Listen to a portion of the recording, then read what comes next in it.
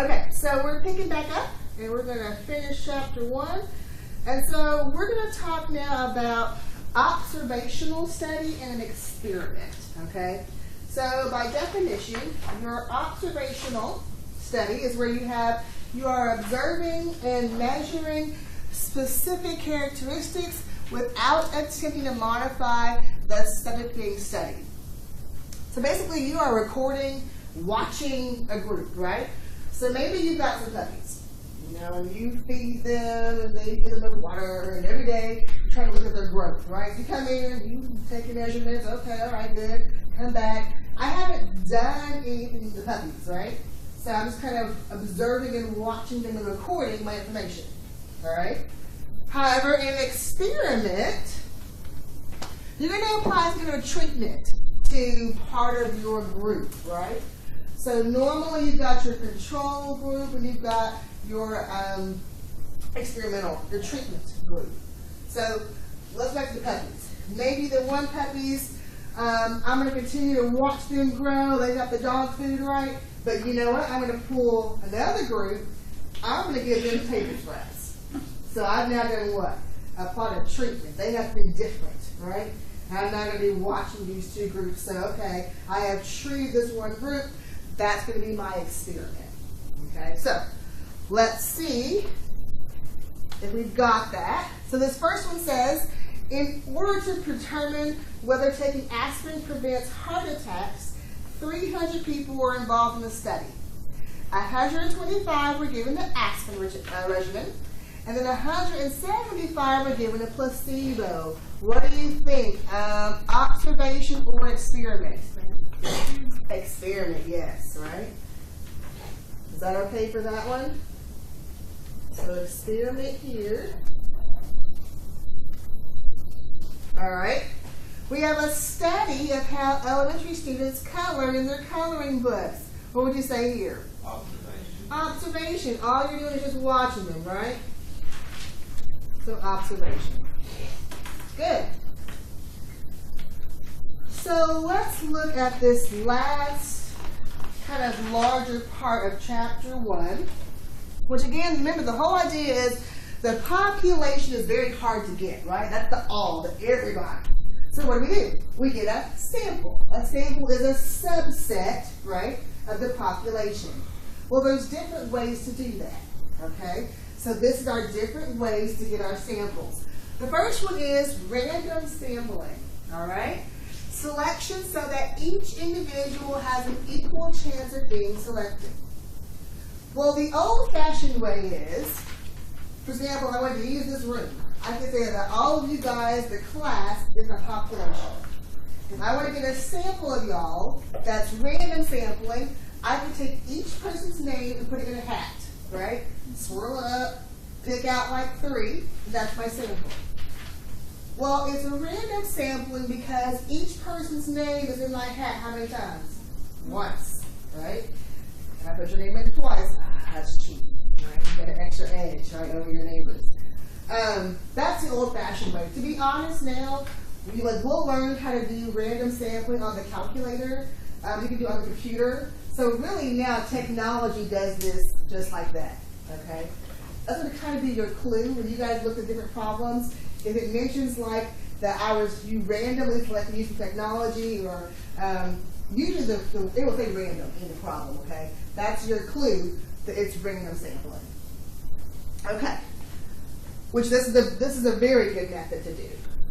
Another good method is called the systematic sampling. This is where you start at some point and then select every cake. That's the important part. Element in the population. So in this problem in the PowerPoint, I'm taking what? Every cake. Right, but in the actual picture of all the men here, if I start over here and go 1, 2, so in this particular picture, I took every 3rd person and put him in my group. Let's do a real life example with the class. Again, do all the population. I'm going to do a systematic sampling. I'm going to take every 5th person.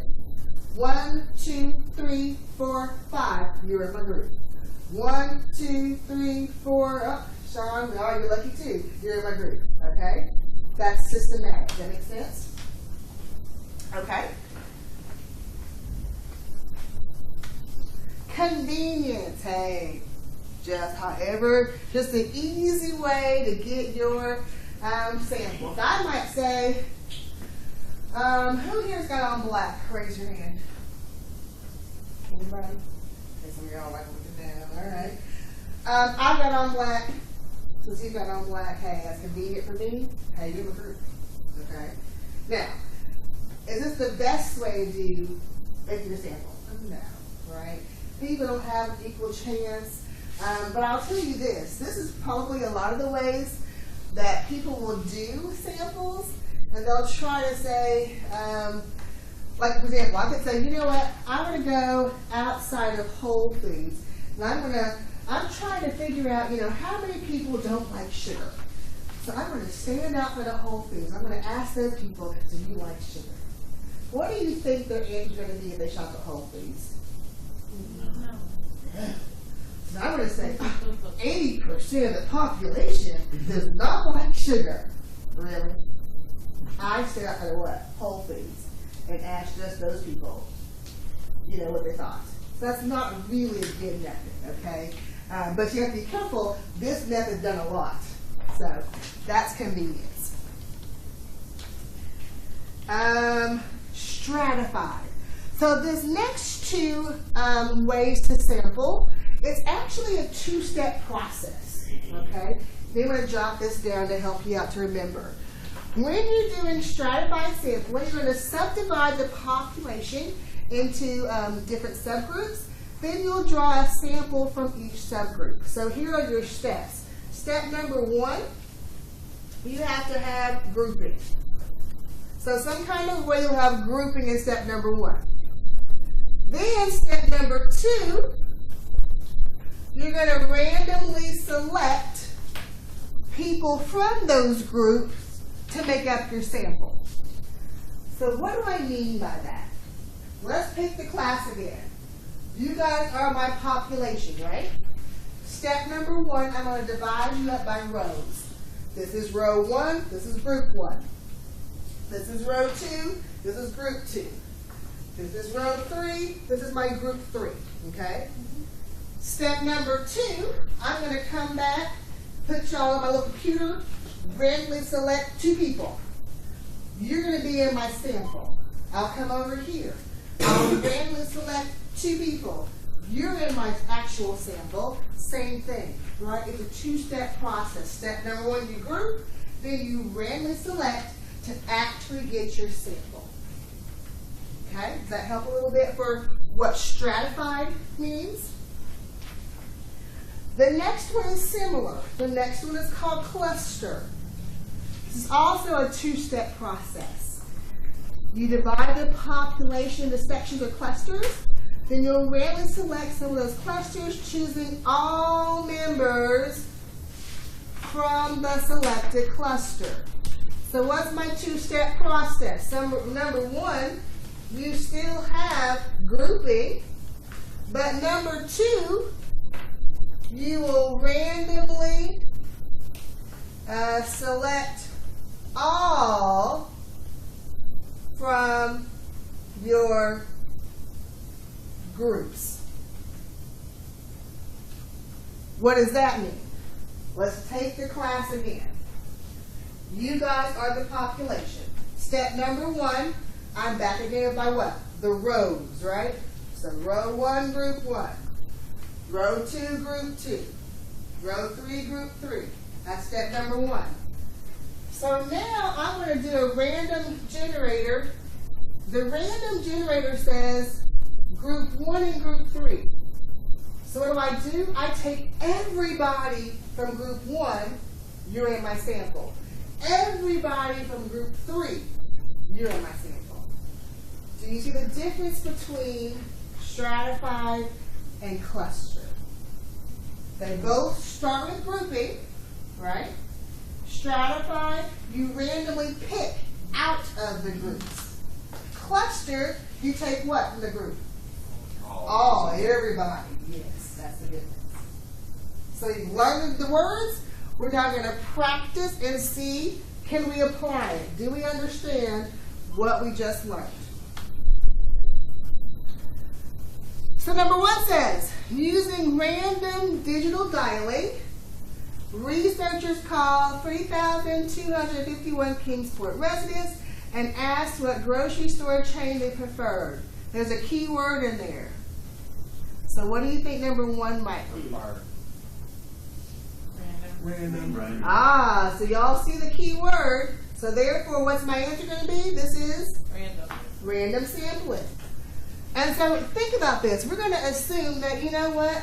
They have access to all the numbers, right? Some computer system randomly pulled the names out, they called, so that's what happens, okay? Number 2. Corn is planted on a 12-acre field. The field is divided into half-acre subplots. A sample of corn is taken from each subplot to determine the estimated harvest. What do you think here? I heard a cluster. And someone over here said stratified. So I'm glad that you recognize that this is a 2-step process here, right? Stratified. Oh, I'm getting stronger stratified. Because it says questioning people. Well, not the people part. So do we agree that this is your first clue? I divided into my half-acre subplot. That's step 1, right? But then it just says that what? A sample is taken from each subplot. That's what it is. Therefore, it's stratified because why? Did I take everybody? No. I took a sample from those, right? Therefore, it's stratified. That kind of makes a little more sense. You first divided, then you took what? A sample from each subplot. That gives your actual sample, your actual group there, so it's stratified. Let's try another one.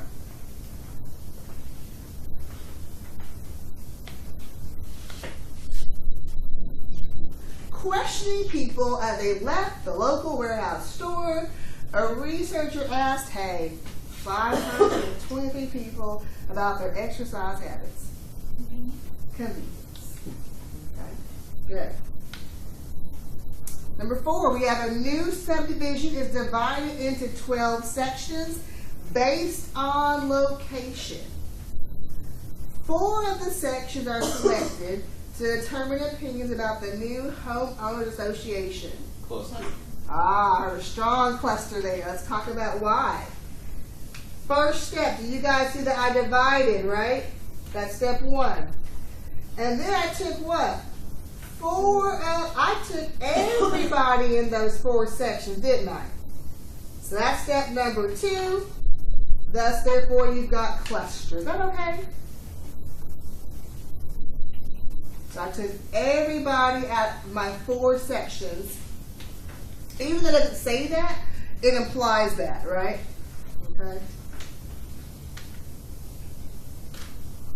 A line manager at the local manufacturing plant checks every 115th.